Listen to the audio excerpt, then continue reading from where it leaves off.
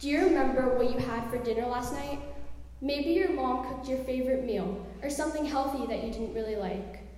But I'm guessing you knew that there would be food on your table for you at dinner time. Maybe if you didn't finish that healthy dinner with lots of vegetables, your parents reminded you that around the world, and even here in the US, there are children going hungry. A few years back, while I was visiting this beautiful city of Istanbul, I was approached by a skinny Syrian refugee boy in ripped clothing, not much more than rags. He was selling chewing gum in order to buy himself dinner. At that moment, I realized just how fortunate I am. Hi, I'm Elana, and I believe it's important to be grateful for what we have, and out of that gratitude to help others with less. In the summer of 2016, my family and I went to Turkey. My parents had always wanted to go because they both grew up in the Middle East. I was 11 when we went on this trip, and I have to admit, before that, I hadn't given too much thought to where my parents came from. I felt like every other American girl, even though my parents speak Arabic at home. This trip opened my eyes to the conflicts and wars in the Middle East. I even started asking my parents more about their experience growing up. Both of my parents came here in the late 1980s as college students. They both left everything behind to come to America for a better life. My mom told me how growing up in the Muslim country of Kuwait, she had to hide that she was a Christian from her friends and teachers as it was not safe. My dad grew up in Jerusalem. He told me often on the way to school he had to avoid bullets caught in the crossfire of the Israel and Palestine conflict. Both of my parents immigrated to this country with only one treasure. That was their faith. God was good to them and blessed them with an education, family, and friends. The blessing continued to my brothers and me. Although my parents did not have to beg or sell gum like the Syrian refugees that we met on the streets of Istanbul, they both told me that they counted their blessings and learned to be content. My parents and my family got out of the conflict zones, but things are still bad for a lot of people. As beautiful as Turkey was, it was sad to observe how the streets of Istanbul were filled with poor Syrian refugees of all ages. I understood a bit of what they said since I understand Arabic. I heard little kids who were my age and younger begging for food and money.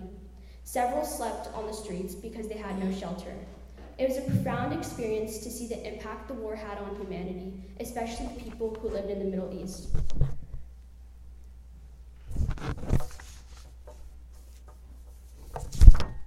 Seeing these kids begging and working made me appreciate things that I previously took for granted. It made me appreciate that I have a family that loves me, friends that care about me, food on my table, and a roof over my head. It also made me appreciate having the opportunity to practice any religion and being accepted no matter what my background is.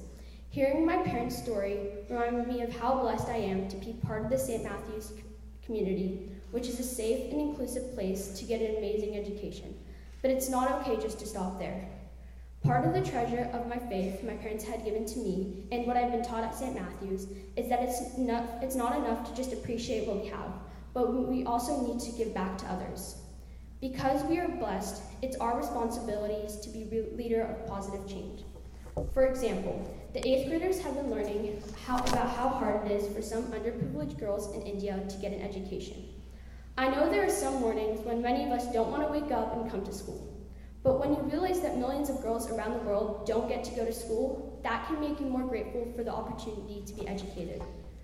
We have been learning about the work of an organization called the Kiran Anjali Project.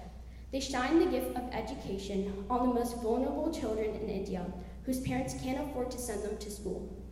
Kiran Anjali gives girls many opportunities that will not only benefit them, but their future generations, like the opportunities my parents found here and had given to me.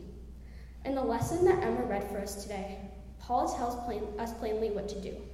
We must be joyful and content, and most importantly, be thankful for what we have. Then we must seek to help one another, trying to do good for everyone else, not just ourselves. As I end my talk, I ask you to take a moment and count your blessings, including food on the table, religious freedom, and a great school to attend. As I end mine, I am thankful for my family, for my country, for my teachers, and for my friends. and most importantly, for St. Matthew's and my amazing 9-year journey as a student here. With all the opportunities I've been given, I plan to give back, creating opportunities for others in the world. And I know that you will join me. We are very blessed, and it's our responsibility to share our blessings with others. Thank you.